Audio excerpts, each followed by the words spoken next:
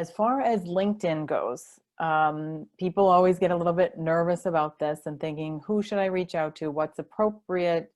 And what should my message be? And I would argue that you can't just limit yourself to your first degree connections, because as Danielle pointed out in the beginning, the majority of jobs, well over the majority, are filled by referrals of some kind.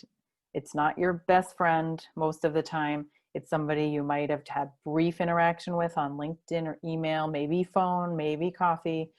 But generally, that's not going to be the case. And that's just how things work now. So you really have to get your mind around that this is how things are done, and stop feeling uncomfortable about it. Because I have had, even just in the recent past, several people reach out to hiring managers at major companies when they didn't get an interview just applying blindly online through a job board. They actually ended up getting interviews. And I've had the same thing happen with somebody who applied to a nonprofit recently. So sometimes technical things happen where your resume gets lost, or the gatekeeper who received your resume or their systems didn't pick you up, and you are well qualified and you know it. Getting over these hurdles and reaching out to recruiters and hiring managers can make all of the difference. So it's two ways.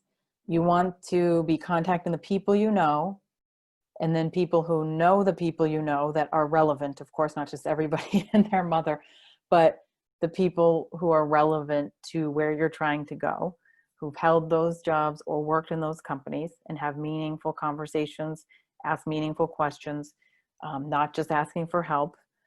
And another way to do that too is to ask them for help.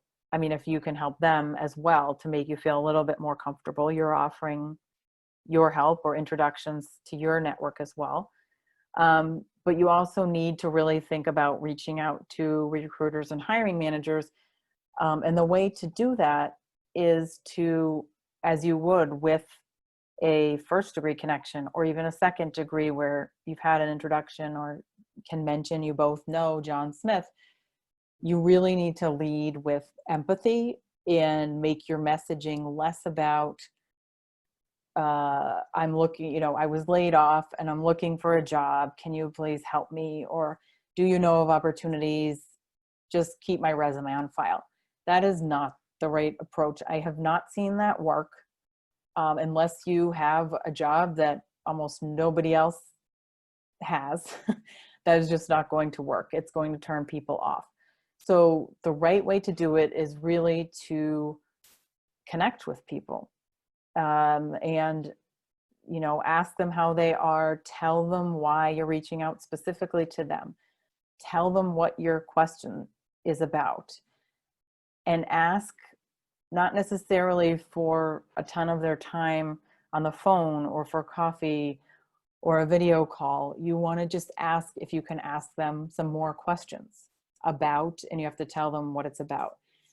You have to just be careful about your messaging. Think of it as how you would approach anyone if it's not someone you know who you do know, right? You wouldn't come out and demand a lot of things of the people you love. So think about it that way.